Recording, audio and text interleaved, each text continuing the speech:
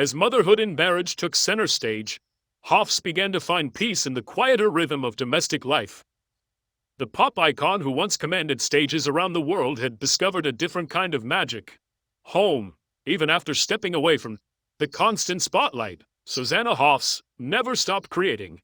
She continued to explore a wide range of artistic pursuits, driven not by fame, but by genuine passion and curiosity. One of her most unexpected and delightful endeavors came through her collaboration with Mike Myers and Matthew Sweet as part of the eccentric musical group Ming T. The fictional band, known for its groovy 60s flair, appeared in all three Austin Powers films, providing unforgettable musical interludes that were both cheeky and charming. With Hoffs front and center as a mod-styled rock goddess, their performances were as iconic as they were irreverent. Beyond her own performances, Hoffs continued writing music, lending her distinctive voice and songwriting sensibility to other artists and projects, including Travis, the Lilith Fair Ensemble, and Rufus Wainwright. Her work across genres and generations proved her versatility and deep understanding of music's emotional core. As she gained more confidence in the acting world, Hoffs began choosing roles that reflected her own mystique. Whether it was in a moody thriller or an offbeat indie film, her presence remained magnetic. She first dipped her toes into acting in 1987 with the all-nighter, coming-of-age film directed by her mother, Tamar Simon Hoffs. While the film itself received mixed reviews, it marked the beginning of another creative chapter for Susanna. Way to tell stories not just through music, but through character and performance. And then, years later, came a new creative leap. In 2023, Hoffs made her literary debut with the romantic comedy novel, This Bird Has Flown, published by Little Brown. The book follows a down-in-her-luck singer, trying to find her voice again in intimate and heartfelt tale of love, second chances, and the redemptive power of music. Much like her songs, the novel resonated with wit, vulnerability, and emotional insight. But readers were drawn in not just by the story, but by the feel of Hoffs' writing. Honest, it's melodic and deeply human. Critics took notice. Patrice Williams of the New York Times praised it as the smart, ferocious rock chick redemption romance you didn't know you needed. Glowing reviews from Mark Weingarten, Los Angeles Times, Michael Schaub, NPR, and Kirkus reviews followed. It was clear Susanna Hoffs had once again struck a chord this time. In print, the story's cinematic quality didn't go unnoticed either. Universal Pictures quickly acquired the film rights with a screen adaptation now in development, just like her music. Her writing had found a new stage. From a guitar in her parents' garage to best-selling bookshelves in Hollywood studios, Susanna Hoffs' journey has been anything but ordinary. Whether she's playing jangly pop with the Bangles, serenading audiences as a solo artist, or crafting stories that stir the heart, everything she touches seems to shimmer with a rare kind of magic. She's a testament to the enduring power of reinvention, proof that an artist's voice, when genuine, never fades. It simply finds new ways to be heard. In the 1980s, Susanna Hoffs moved through the world like a breeze kissed by sunlight. With her distinctive fringe hairstyle and soulful wide eyes, she became an icon and inspiration to countless fans across the globe. Her image, her voice, her spirit, they were unforgettable. But when the Bangles disbanded in 1989, each member went her own way, pursuing solo careers. For Susanna, going it alone proved more difficult than expected. Despite her immense talent, her solo work never quite reached the same stratospheric heights as her time with the band. As she embraced new roles, wife, mother, creative partner, she also found herself stepping further away from the public eye. Then came an unexpected spark.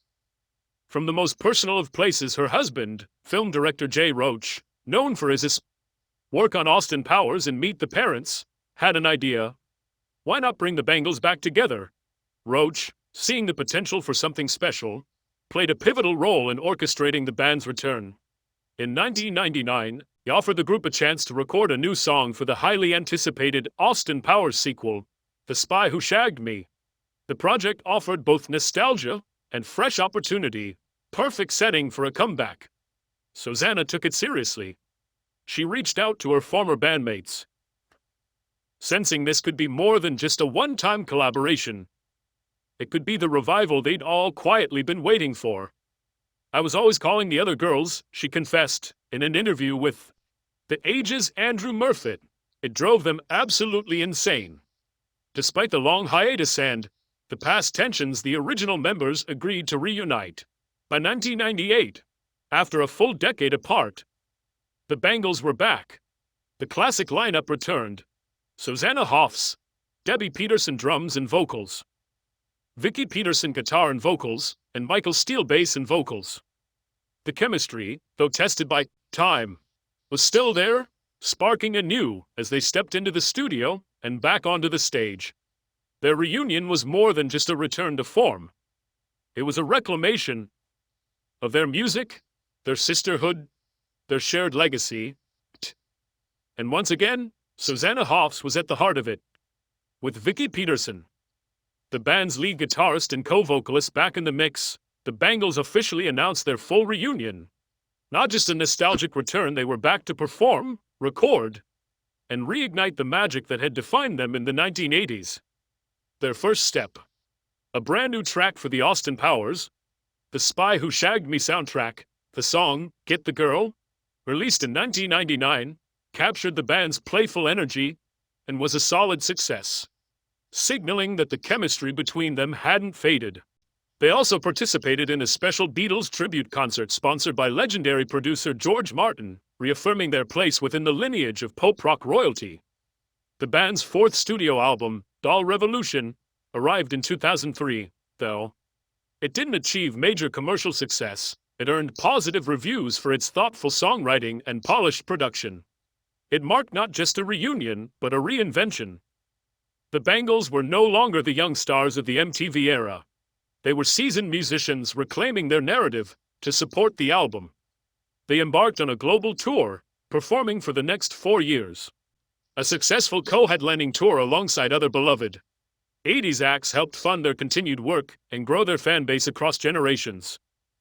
Their journey had come full circle, still performing, still evolving, in a poetic nod to their origins. The Bangles revived their original Down Kitty Records label, first used to release their 1981 debut single Getting Out of Hand. This independent move symbolized a fresh start, free from the pressures that once fractured the group. In 2011, they released their fifth studio album, Sweetheart of the Sun. This time, the critical acclaim was even stronger.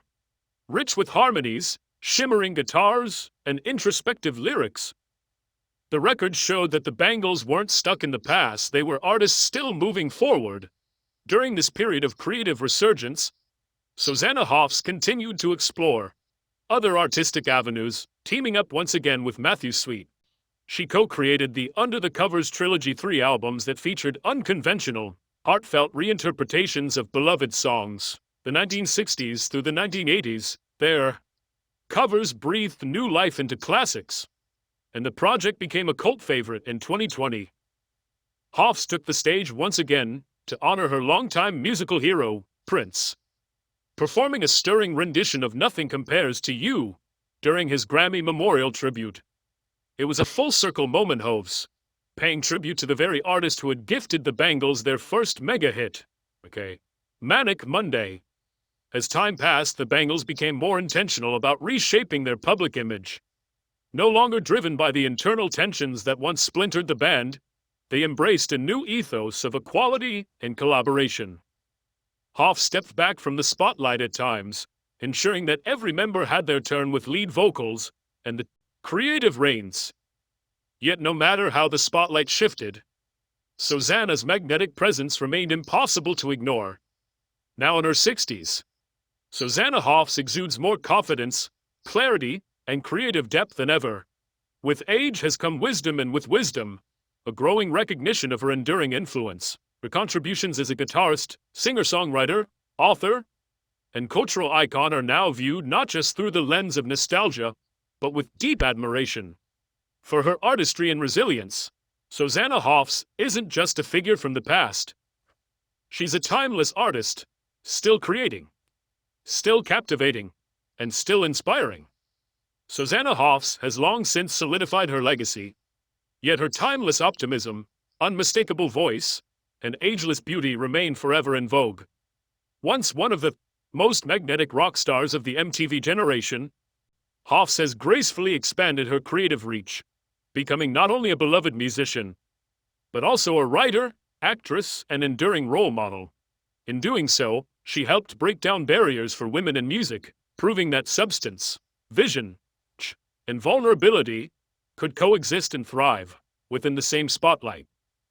Songs like Eternal Flame, Walk Like an Egyptian, and Manic Monday didn't just dominate the charts, they became cultural touchstones, hits, imbued with a playful defiance and emotional nuance, captured the feminist spirit at the heart of the Bangles. The band stood apart from their peers, just for their jangly, sunshine-soaked sound, but for the undeniable skill behind it. Critics consistently praised their music as both stylish and timeless, sound that felt fresh yet comfortingly familiar.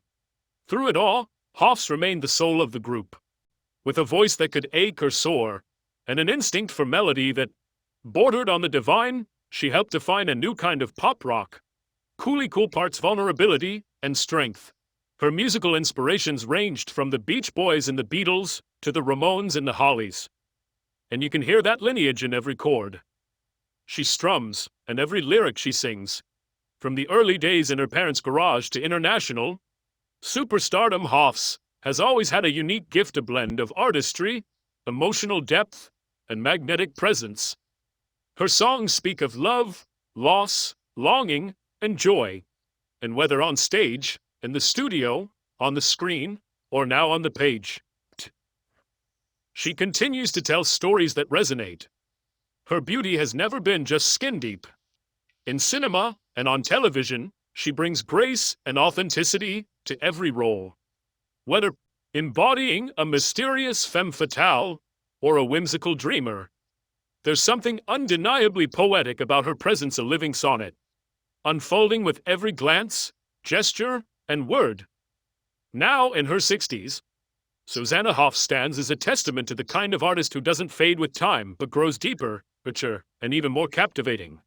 Her charisma transcends age, her work spans mediums, and her influence remains etched into the fabric of modern pop culture.